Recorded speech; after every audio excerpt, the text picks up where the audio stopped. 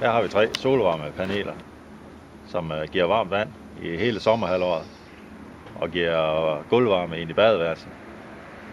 Det giver muligheden for i sommerhalvåret, at man slukker stukkerfyret, pillefyret, fordi et pillefyr har det dårligt med at køre for lav ydelse i sommerperioden. De der 3 paneler der, de kan give ca. 4.500 kW om året. Det er nok til varmt vand i hele sommerperioden, og gulvvarme i badeværelset og til dels i køkkenet også.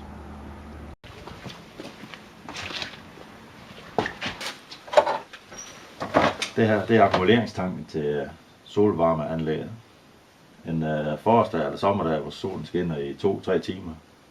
Så dannes der op til 300 liter 60 grader varmt vand i den her.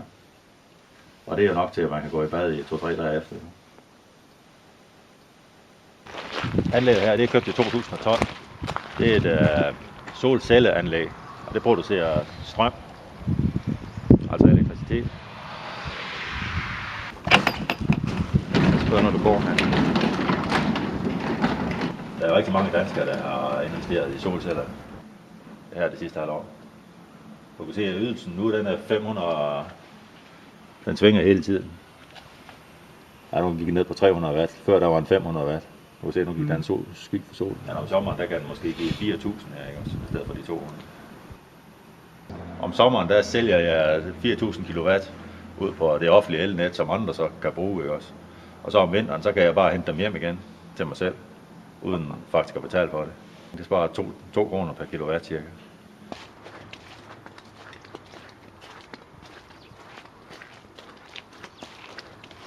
Jeg synes, det er godt, at almindelige mennesker begynder at gøre nogle ting for miljøet og investere i sådan nogle anlæg, som måske er lidt dyre at købe, men på den anden side, så om 10 år, så har min far gratis elektricitet.